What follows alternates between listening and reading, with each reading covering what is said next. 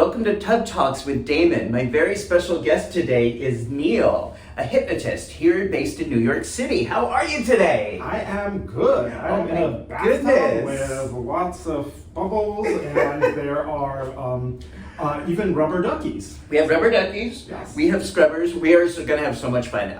Thank you so much for coming, and welcome to the tub. Thank you for having me. So Neil, first of all, I would like to know, from your point of view, what part of your body do you like the most?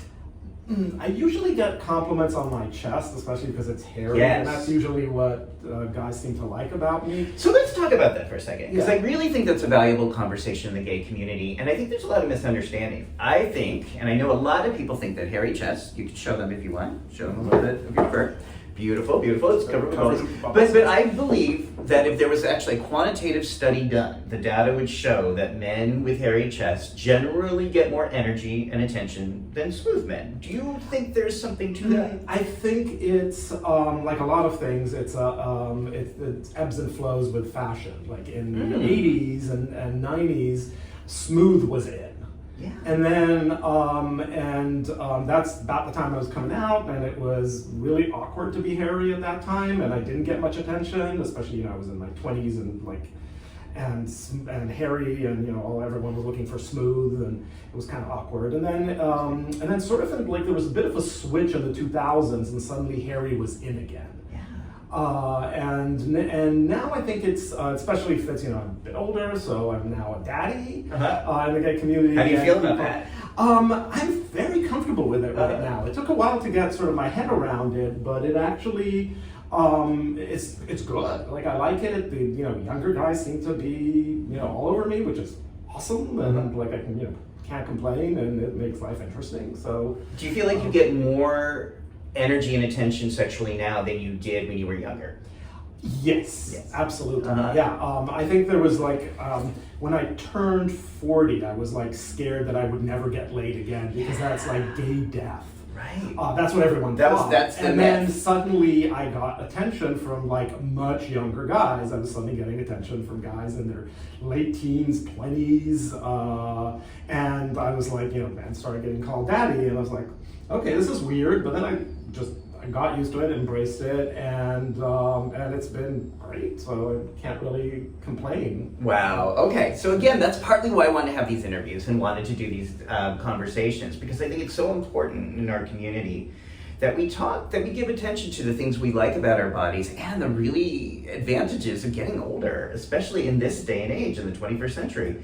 I feel like now that I'm in my 50s, I am getting a lot more of that attention, and I know some of that is kind of what I'm generating, but some of that is just I'm also starting to get the daddy thing, which came later because I don't have a lot of hair, so I wasn't getting the daddy transference early on, but I'm definitely getting it now, and I'm good with that. But it's in my 20s, I often felt really awkward, scrawny, unattractive, therefore generated an energy of get away, and now it just feels really different. So I think there's a lot to celebrate here. Yeah, and it is really all about the energy you exude. Yes. If you feel non-confident, and you just exude that, and it turns people off. Yes. And confidence is what turns people on. And of course, getting confidence, it can be a little rough, because it's sort of a vicious circle, because you need people to reaffirm your attractiveness in order to be confident sometimes, which is sad, because our confidence a lot of times comes from outside instead of coming from inside. Well, so that actually brings me to the thoughts about your work. As a hypnotist, I know that you do a lot to serve gay men and sexual health. Can you tell us more about that? So I do both therapeutic hypnosis, and I do also erotic hypnosis as part of my professional practice. And because I do erotic hypnosis, I get a lot of clients who are interested in dealing with sexual issues.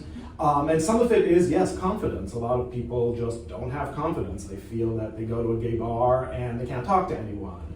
And hypnosis is a really good tool to give people confidence. How? How does that work? Well, power of suggestion. Okay. If a quick explanation of what hypnosis is, we have conscious mind and the subconscious mind, and the subconscious is what we call suggestible. And generally, the conscious mind will block most suggestions from getting to the subconscious. What we do with hypnosis is we put the we call it subject in a trance, which allows the conscious mind to retreat into the background and then gives the subconscious sort of more free rein to accept suggestions from people it trusts. And those suggestions can be changing habits, can be also changing how you view yourself, and a lot more, of course. And the fun stuff when I do erotic hypnosis, there's of course you can actually give people suggestions to feel certain sensations. What kind of Having an orgasm, being fucked, all those things, those I can make people actually feel. And of course I can also take sensations they are feeling and ramp them up. Like more sensitive skin, more horny, all those things, that can be a lot of fun to play with. So that's interesting, because sometimes as we get older, we do sometimes, or people say that they have less sensations, less sensations in their dick, less sensations in their body. Are you saying that, like, if someone's feeling that you might be able to give them some ways to enhance? I have had clients that have asked for that. It works pretty well with hypnosis. There's a limit because some of it is physical, but the hypnosis can deal mostly with the mental side. Certainly in the short term, I can increase sensation. Longer term, that can take time, but I've had people, for instance, a common request has been more sensitive nipples. Yeah. For all people from all ages. How do you do that? How do you help Power people with that? suggestion. Interesting. The thing is, it works. It can work for a short time, and then you have to keep reinforcing it for it to work longer term. Wow. But it does work. But as I was saying about the therapeutic side, because I do erotic hypnosis, I get a lot of people coming to me for sexual issues. And there's a lot of surprising sexual issues. Besides confidence, there's surprising sexual issues that a lot of people have. Like, for instance, I help a lot of people be comfortable with bottoming and being able to relax when they're bottoming. People watch porn and they see how, the bottom just take huge dicks and they don't even flinch. And that's not the reality for most people. Right. Most gay men are not born bottoms. Correct. And so hypnosis can help learn to relax and there are also a lot of times there's shame and guilt and all those things around that. And hypnosis can also help just get over that, move away from the shame and the guilt and the thoughts of like it's dirty and all that. And so that's another thing that can help learn to bottom, because the shame and the guilt make you clamp up. Yeah. But of course there's also anxiety, nervousness, all those things, and just inability to let go and to relax. Yeah. So that's a common one that I get a lot. I get a lot of people aren't able to orgasm when they're with partners. That's a surprisingly common issue that just isn't, like, there's not much information about it online or in general in medical circles, because there's no medication for it. And it's a pretty difficult condition to treat with just regular therapy. And with hypnosis, I've treated a lot of people with that problem. Wow. Gay and straight.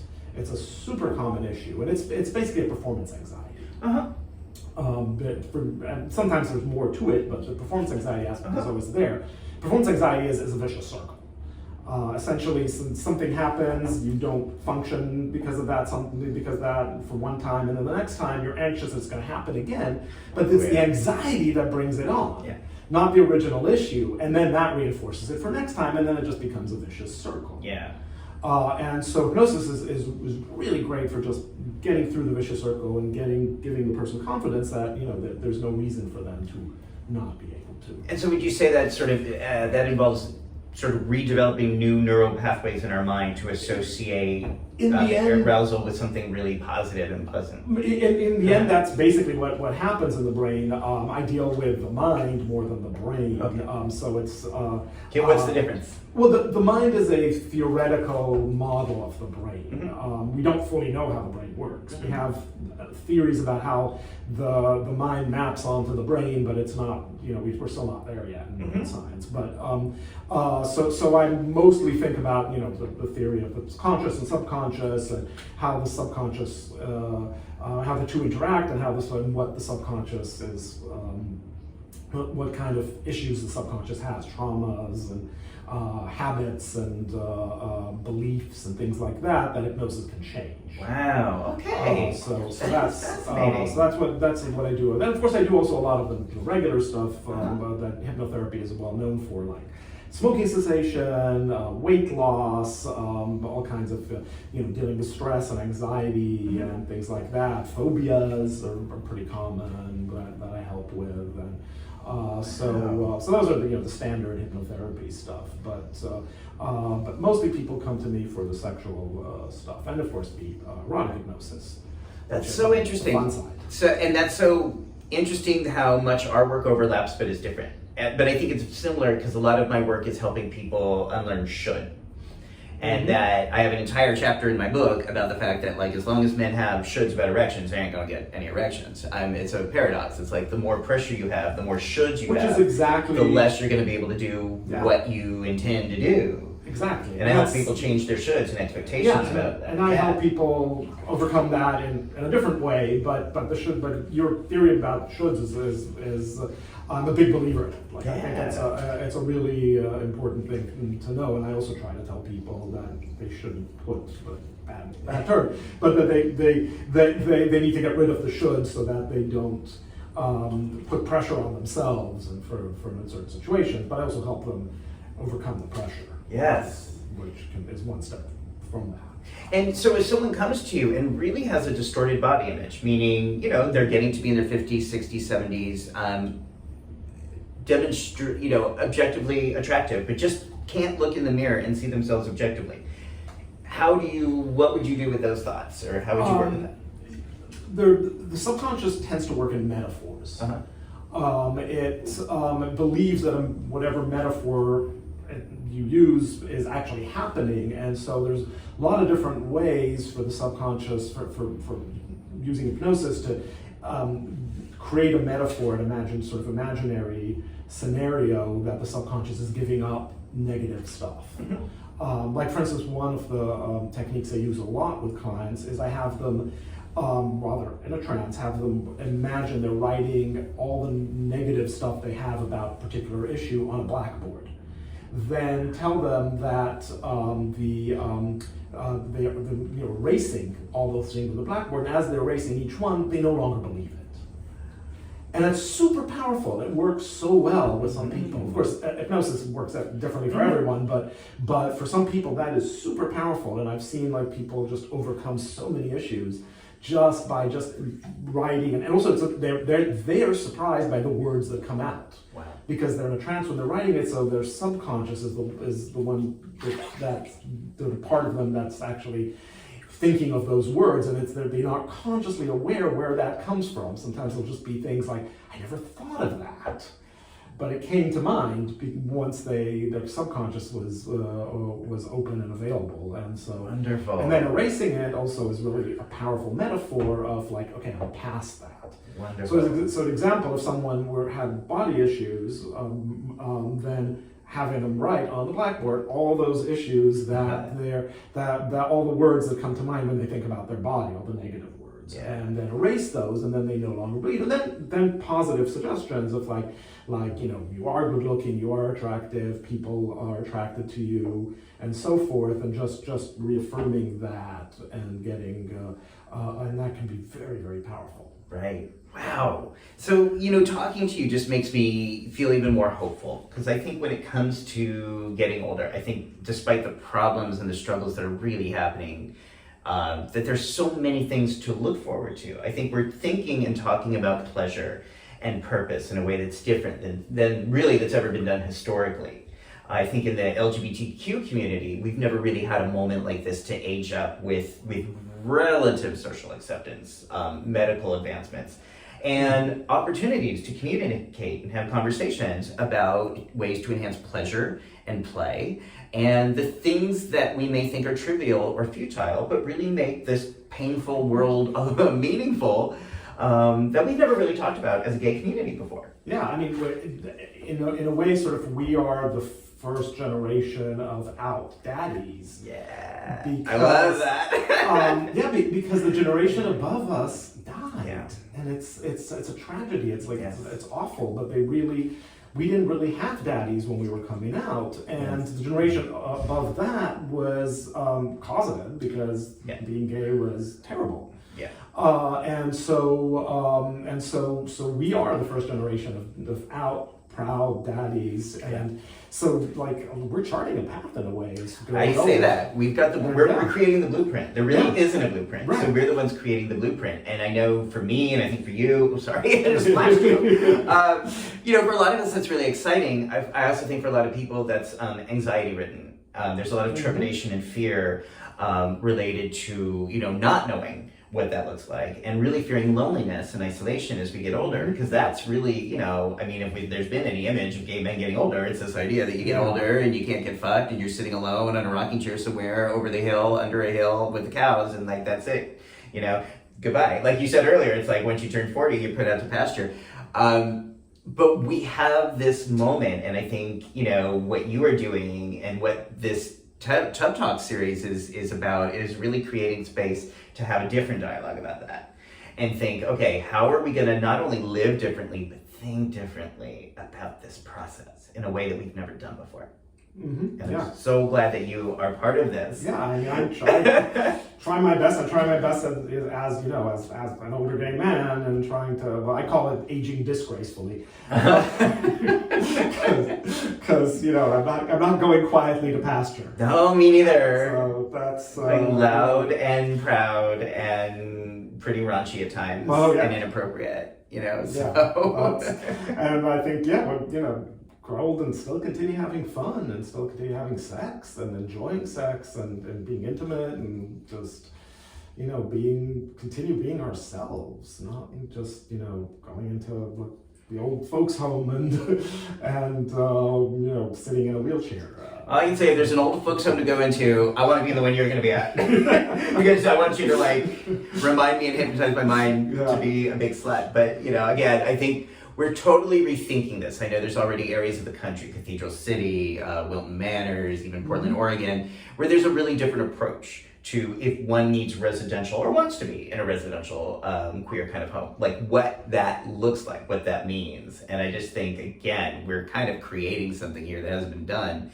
I can see choosing to live in a place where it's, a lot of community, and, the disco that plays Sunday music is over there, and the movie theater that plays campy John Waters films is over there, and the massage tables are over there, and, we just get to, go from one to the other. That's so, the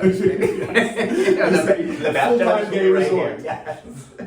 Okay, Neil, one last question. I'm kind of putting you on the spot, but if you could go back and give your 20-year-old self a piece of advice, knowing what you know now, what would that be? Ooh, probably stop conforming sooner. I was very much a conformist in my teens and 20s. I just did what society expected from me. I didn't come out till I was 28. Even though I knew I was gay, and I wasn't deluding myself that I was interested in women or anything like that. I knew I was gay, but I didn't come out till I was 28 because I was just locked in this thing. I have to do what society expects me to do. And when I broke that mold, when I no longer felt that way, it was super liberating. And also the fact that now I do something like what I do for a living, work for myself, and I used to have a career in tech, and which was soul crushing in the end. I enjoyed it for a while, but then towards the end it was like, oh god. And then once I came out, that was part of the process of being able to see myself as not going by society's standards, and then I could quit my job and do what I really love doing, and that's helping people. Doing something that's good for my community, and not just for making some unpleasant people very rich. Great. So, I love it. So I think I would earlier. Yeah, I would just tell my 20-year-old self to just do it sooner. And if people want to see more of your work or get in touch with you or get more from your services, how would they do that? So I have a website. It's erotic-hypno.com. Okay, so that's going to be listed at the bottom of this video. If you're watching this on YouTube, just look right down there. And you can also find me on Twitter at erotic_hypno. Is my Twitter handle. Be warned, it is X-rated. Okay. That's how you can find me. That's a promise. That's better not be a warning. That's a promise. Hey, thank you so much for visiting my tub, having these conversations with me, and we will just keep this conversation and dialogue going. Please, yes. I think this is just the beginning of a really, really interesting journey. So thank you so much for being Thank here. you for having me. This was a fun bath. All right. I'm glad you enjoyed it. Thank you, everybody, for watching. Please subscribe and stay tuned for the next episode of Tub Talks with Damon.